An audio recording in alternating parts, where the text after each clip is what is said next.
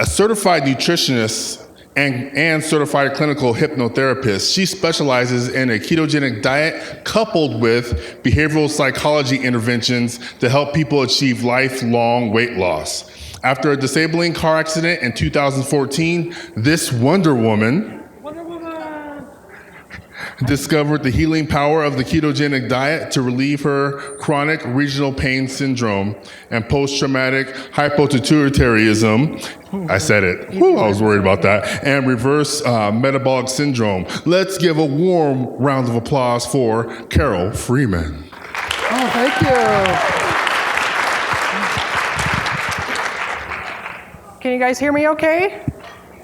Everybody still on break? Is that loud enough? Make some noise if you can hear me. Yeah. Are you guys having an amazing conference? Oh my gosh, who's ready for next year? Well, hold tight. We still have half a day left here. So, all right. So I'm so excited to be here, you guys. I'm going to share with you my keto story because I took the long way to get to keto, very hard path. And then we'll talk about the typical keto path that people have been on. And why do people struggle? I'm going to be talking about the psychology of what makes people cheat on keto and struggle with cravings and overeating. And truthfully, this is something that, I got the fashion statement, the belt here. I don't know if it's working here. Truthfully, this is an area, so both as general public that are following a keto diet, but also as clinicians. Anyone here is a clinician? If we don't address the psychology of making keto sustainable, keto isn't going to be any better than any other diet anyone's tried. I know that's sacrilegious here, but if we can't stick with it, it's not going to work. And so I implore all clinicians and everyone here to consider addressing the psychology of cravings, appetite, and behavior change. And I'm going to give you some tips. There's going to be some overlap with what Nurse Cindy talked about, but they're all good strategies to address the psychology of it. And I have a thank you gift for those of you that stay till the end. I'm going to give you a code that lets you have access to my 28-day fast and easy meal blueprint. So stick around to the end. I'll tell you how to do that. My disclosures, I own a nutrition consulting company, and so I earn money that way. I also have some affiliate products that I have on my website too. So, all right, my keto story. I've been passionate about helping people feel good, physically and emotionally, for as long as I can remember, or at least all the way back to that first diet after high school. I wanted to figure out the puzzle, like what was it that was missing that helped people be able to stick to a way of eating that they could actually keep the weight off. And so I've been a nerd studying the brain chemistry and neural regulation of appetite and cravings and behavior change for a long time. And I wanted to figure out the puzzle. And these are just some of my early influencers, or actually influencers for the last 20 years. And many, many more people have influenced me. And I went and studied 5 years at Bastyr University, getting a couple of degrees in nutrition and another one in psychology. Basically what that means is that I can put a bunch of letters after my name, and I have the 6 figures in student loans to prove it. I also, in figuring out that puzzle, I also added in a certification in clinical hypnotherapy. It's like, what are the tricks of the brain? How do I help people be able to make sustainable change? I also am a credentialed healthcare provider in Washington State. During my training, I learned that diets don't work. As a show of hands I saw earlier in Cindy's talk, I know it's true. Everyone can lose weight, but it's really easy to gain it all back, and that's what most people do. So when I was in school, we studied the model called health at every size. Anyone here familiar with that? Basically, is research-based, showing that when people go on diets, they just gain it all back. So therefore, we should just let go of dieting.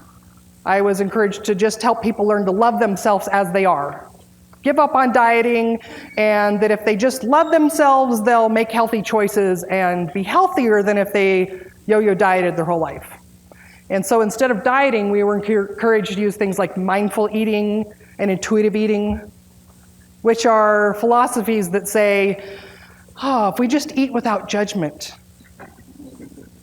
and we tune in to our inner needs, our body will be wise and tell us to make healthy choices.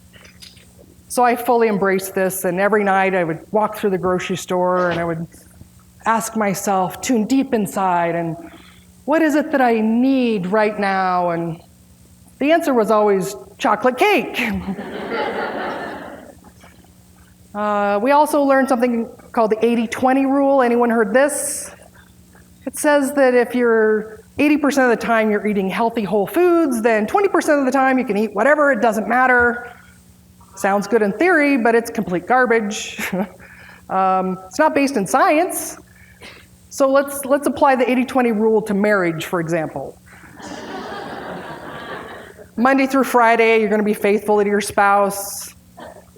Friday evening, though, hey, honey, it's girls' night. Don't wait up. I'll be back on Sunday. We'll get right back on this monogamy thing then. Doesn't work in marriage. It doesn't work in dieting either, or healthy eating.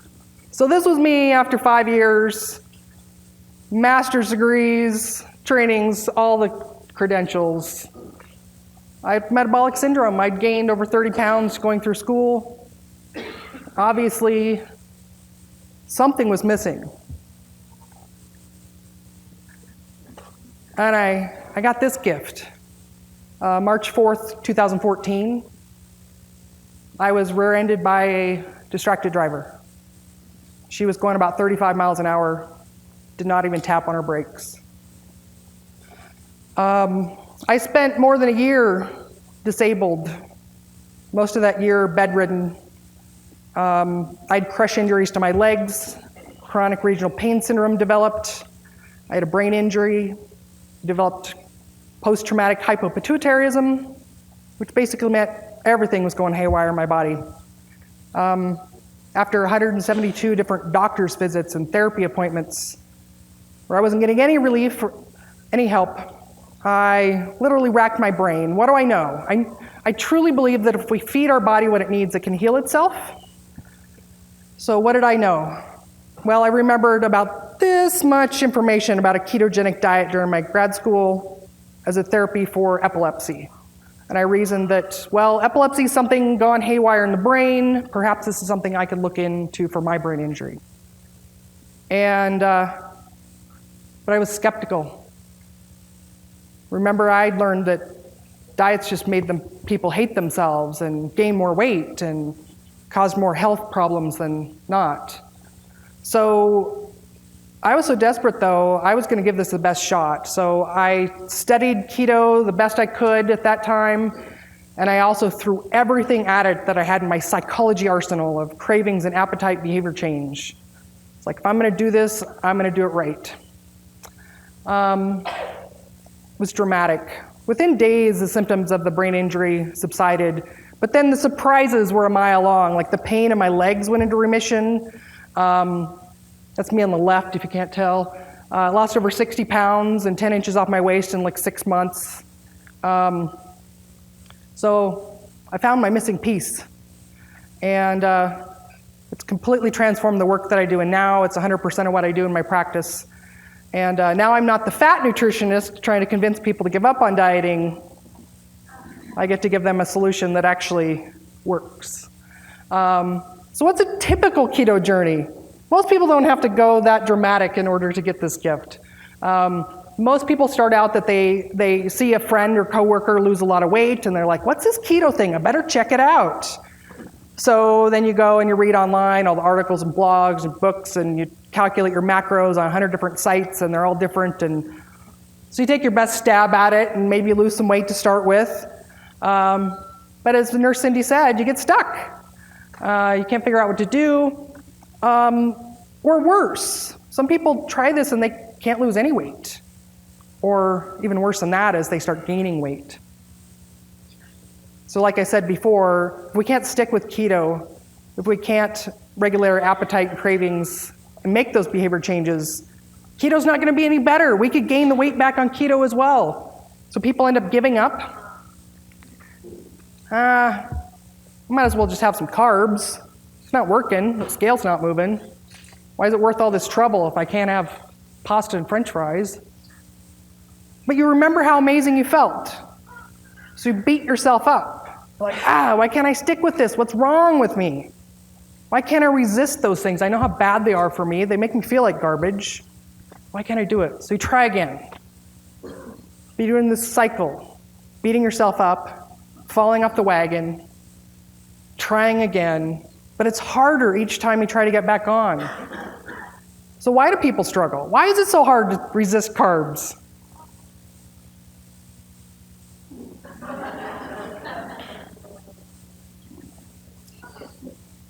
Well, they make us feel good, for one. So when I ask people, why do you struggle on keto? Why is it so hard? Why'd you fall off the wagon? Why'd you cheat? They think it's all these things, right? Well, it was my daughter's wedding. I had to have a piece of cake. Or, well, it's girls' night out. I just had a few glasses of wine. And, well, that led to some fries. And I was really stressful. Like, I just got bored with the food.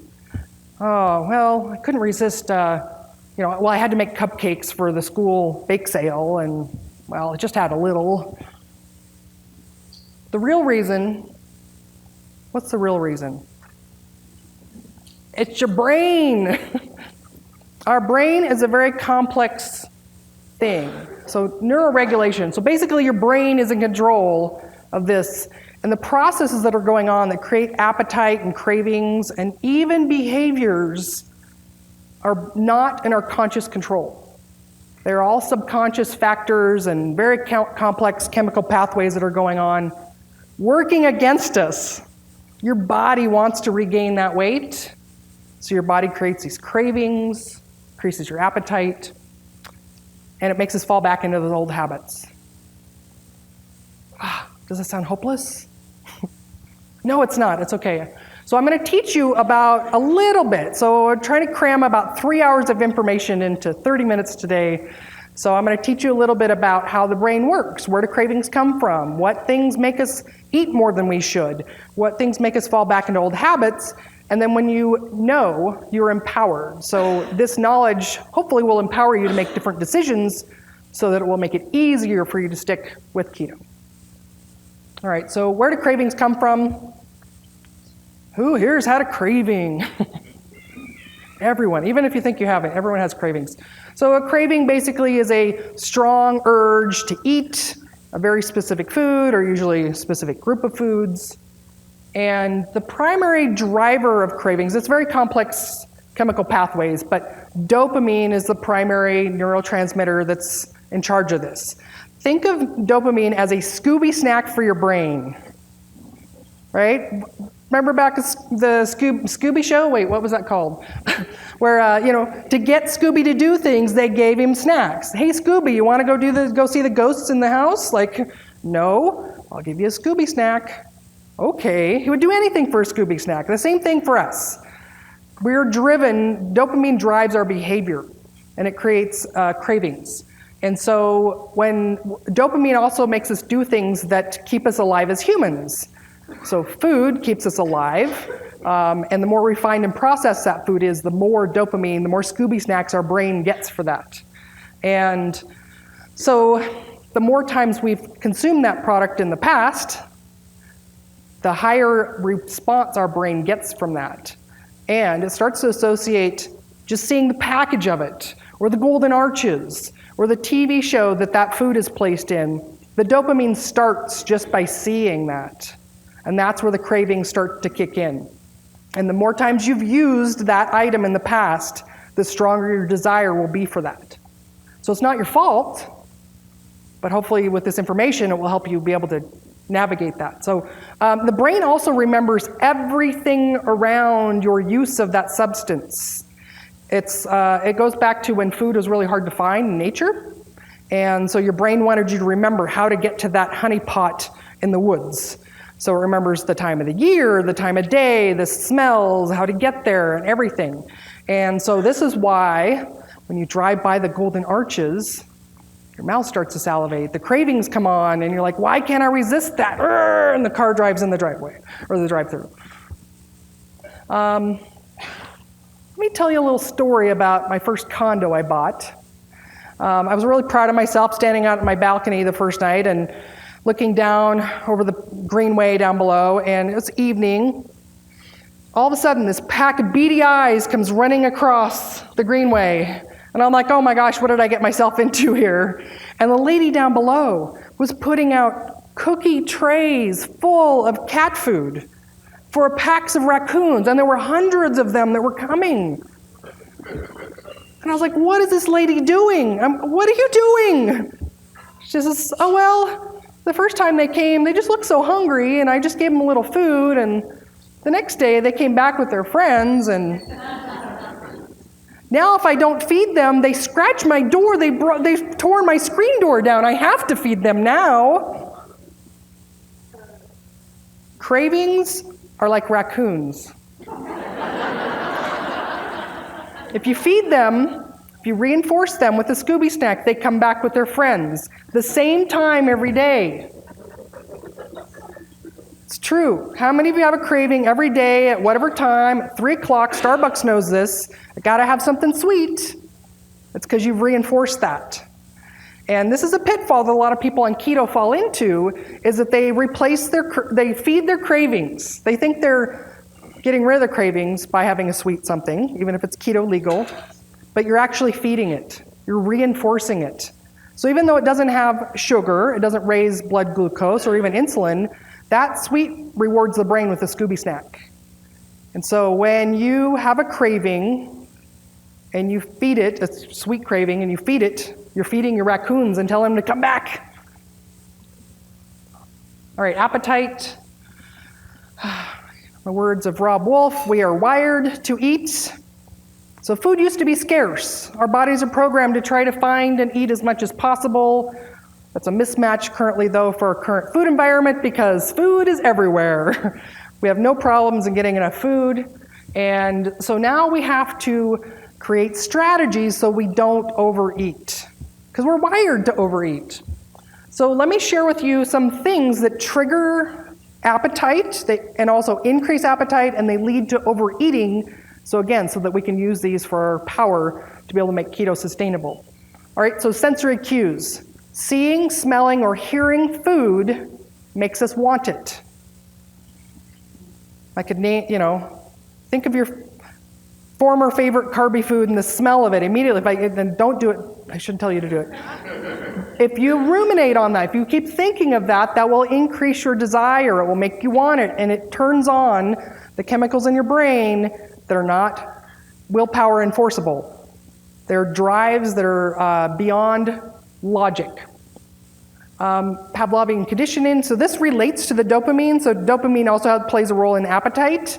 And so if you've eaten certain things in the past and you see them or you encounter them, that's also in different times of the day. This is also going to be that dopamine coming on board and making you want to eat as well. Liquid calories completely bypass all of our satiety cues. To have a fast food meal, it's very full and satisfying. It's probably makes you feel stuffed. There's always room for a Coke. That's 200 to 400 calories depending on the size of it. So liquid calories, there's always room for those, and they don't register. So that goes for fatty beverages as well. Nurse Cindy was talking about this a lot too. So fatty liquids also bypass our satiety. So this is very easy to overeat. So you can consume 1,000 calories, maybe 2,000 calories extra a day just in liquid calories without even blinking an eye. Highly palatable foods. This is a concept that I'm really excited to share with you. So we're wired as humans to consume foods that have a combination of fat and sugar together. That is the most pleasurable thing to our brain. It's the biggest Scooby snack reward that we can get. And we will overconsume that no matter what. And just like I talked about before, it's the sweet. It's not the sugar high. It's not the blood glucose or the insulin rise. It's just that sweet taste with fat. We consume those. So those were all my favorite former carby foods, desserts and cakes and pastries and things like that. We'll always eat more of those than we would if those items were separate, right? So if you can imagine, for example, a pile of flour and sugar and butter. By themselves, you probably wouldn't eat much of them. But you put them all together and make a cake, you can eat a lot of them. So we're wired to eat foods like that to excess. And also variety. The more variety you have on your plate or available at any one time, the more food you will eat. And this goes for healthy whole foods as well. So if you just have a steak, you're going to eat a limited number of calories. You're going to get tired of eating. If you add broccoli on the side, you're going to eat more calories. If you're going to add butter, you're going to eat even more calories. We're just wired that way for variety. It helps with nutrients. But the problem is that the more variety, we live in a world where there's an unlimited buffet all the time, that can actually make us eat a lot more than we should. So it's also the dessert effect. You might have had a very full, satisfying meal, and then somebody brings a dessert cart around. Maybe just a bite or two. I've got room for that. Or the Thanksgiving effect. There's a huge buffet of food at Thanksgiving. We stuff ourselves. We get to the point where we're uncomfortably full, and that's because there's so much variety of food, we overeat it. None of those things by themselves are that tasty. At least in my family, they weren't. Any one of those items, if you just had it by itself, you wouldn't ever stuff yourself to overfull. But because you've got such a variety of food, you're going to eat way more than normal. Also, a lot of especially our fruits, and a lot of our vegetables now have been hybridized over time to be bigger and juicier. So on the left top, that's what carrots used to look like. The middle, watermelons. The right there, corn. In my lifetime, even apples. They went from like tiny little things that were not good and my mom put in my lunch and I threw it away every day, to now they're the size of a small child's head. So these have been selectively bred to look like they do now on the bottom. Do you think they've selectively bred them to be higher in vitamins and minerals? Or have they selectively bred them to make them full of sugar? Well, bad news if you didn't figure it out on your own. They're not healthier, they're just more full of sugar. That's why they taste so good to us. I had an aha moment recently interviewing Dr. Joan Ifland. If you haven't heard of her, she's a food addiction specialist, and she has a PhD in that. And so with alcoholics, we draw a line in the sand, right? You know what food, beverages are alcoholic and which ones aren't. You stay away from alcoholic beverages, and you only drink non-alcoholic beverages. The problem with food is, where do we draw that line? I really believe that one of the reasons that keto is so powerful for people is that it draws that line in the sand between the highly processed refined sugars and carbohydrates, but also we get rid of those high sugar fruits and vegetables and roots. So carrots, for example, they're just full of sugar now.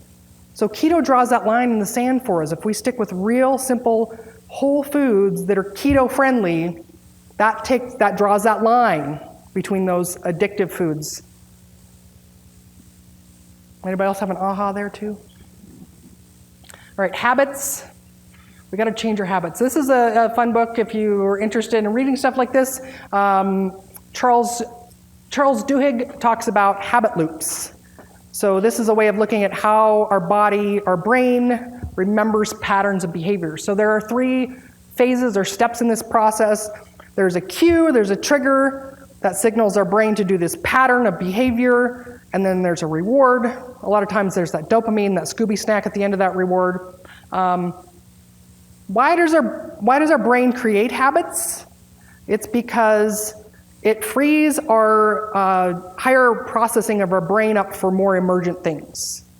So when you first were learning to drive a car, it was very clumsy, you had to concentrate, you couldn't be doing anything else at the same time.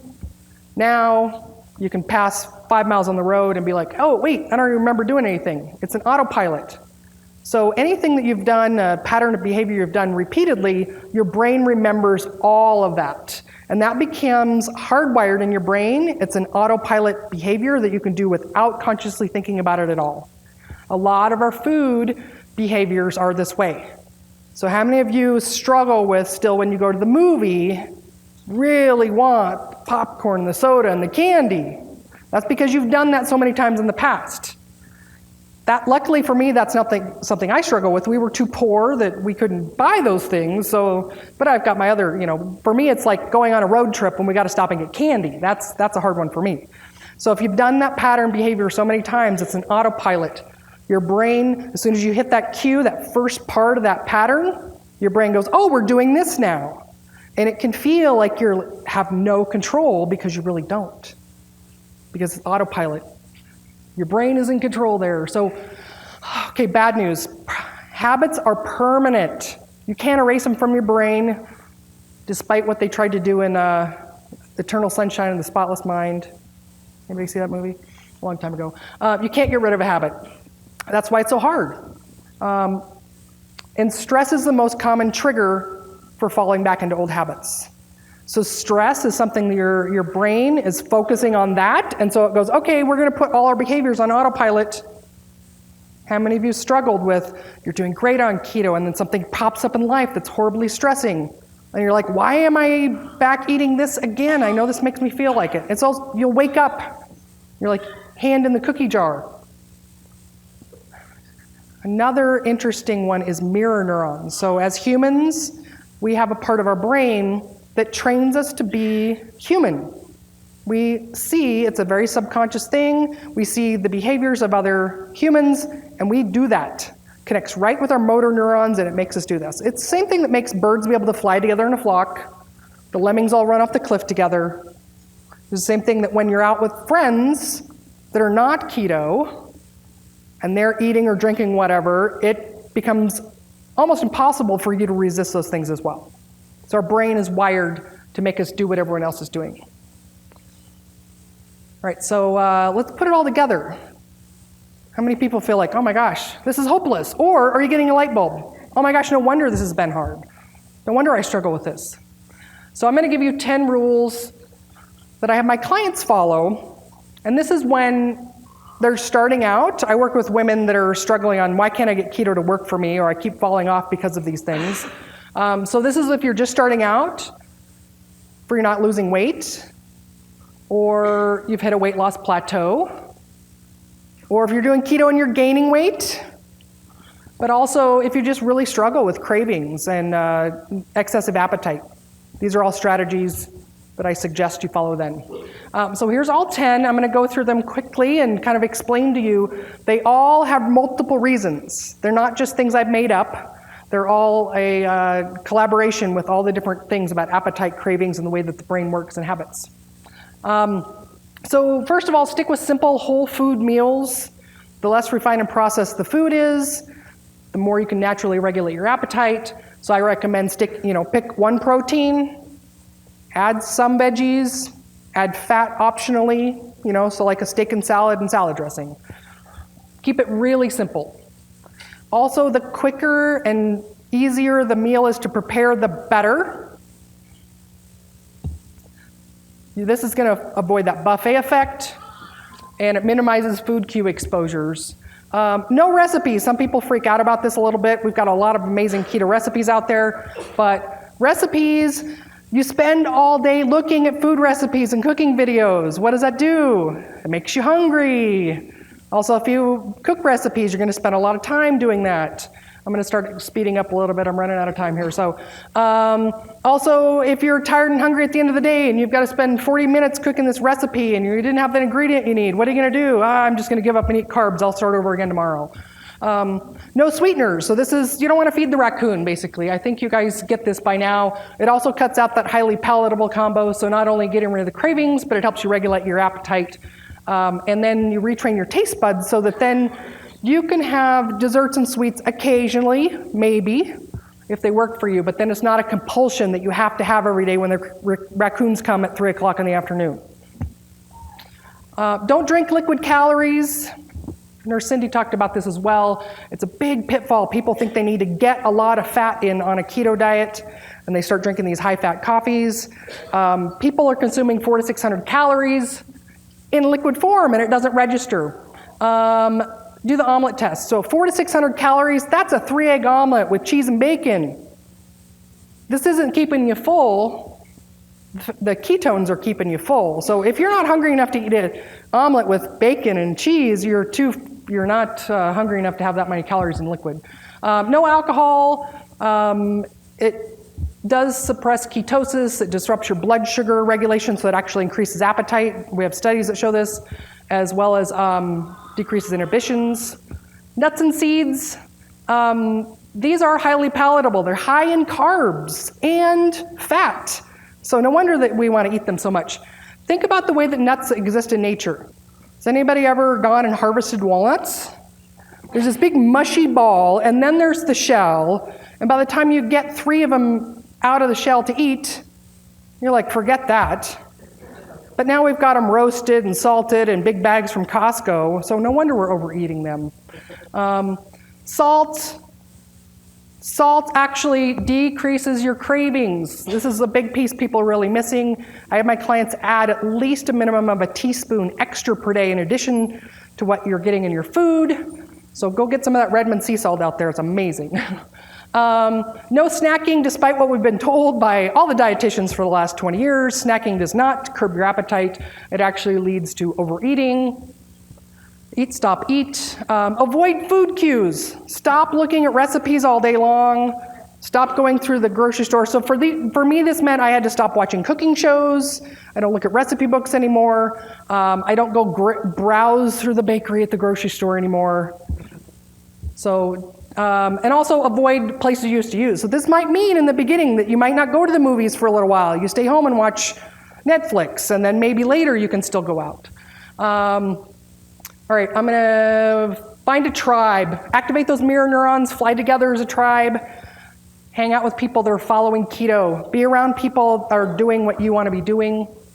And okay, here's how you get your thank you gift. I'm only like a minute over, okay. So on your phones, you're gonna text this code. So the phone number is 415-528-7403 and text keto meals to that. And if you take a photo of this, you can do this later. And then I'm going to text you a code that gets you free. It's a coupon code that gets you that 28-day meal plan for free. So after you send me your email address, then I'm going to send you a link to actually get access to that. So it's an online program. It's not a download actually, so it's a cool thing. So, and this is how you can find me. So thank you very much, everyone.